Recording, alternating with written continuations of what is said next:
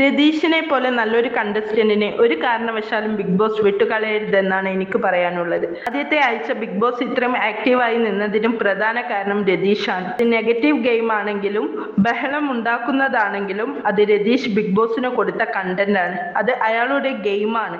നല്ല കഴിവുള്ള വ്യക്തി തന്നെയായിരുന്നു രതീഷ്.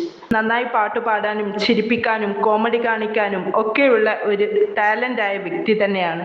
എപ്പോഴും എല്ലാവരോടും ചിരിച്ചുകൊണ്ടേ അദ്ദേഹം ഇടപഴകാറ്.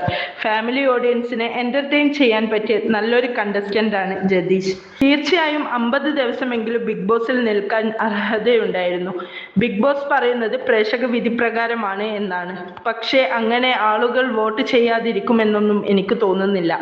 വീക്കെൻഡ് അവസാനത്തോടെയാണ് രതീഷിന് നല്ലോണം പ്രേക്ഷക പിന്തുണ കിട്ടിയത്. ചിലപ്പോൾ അത് വോട്ടായി മാറിയിട്ടുണ്ടാവില്ല. എല്ലാവരെക്കാളും വോട്ട് കുറവ് രതീഷിനാണ് എന്ന് വിശ്വസിക്കാൻ അല്പം ബുദ്ധിമുട്ടുണ്ട്. മൂന്നാമത്തെ സീസണിൽ രമ്യക്ക് കിട്ടിയ ഒരു റീ എൻട്രി നമുക്ക് രതീഷിനും കിട്ടുമെന്ന് പ്രതീക്ഷിക്കാം. ബിഗ് ബോസിന്റെ സോഷ്യൽ മീഡിയ പേജുകളിൽ പ്രേക്ഷകർ ഇങ്ങനെയൊരു ആവശ്യം നിരന്തരമായി ആവശ്യപ്പെട്ടാൽ ചിലപ്പോൾ ബിഗ് ബോസ് അങ്ങനെയൊരു തീരുമാനം എടുക്കാനും സാധ്യതയുണ്ട്.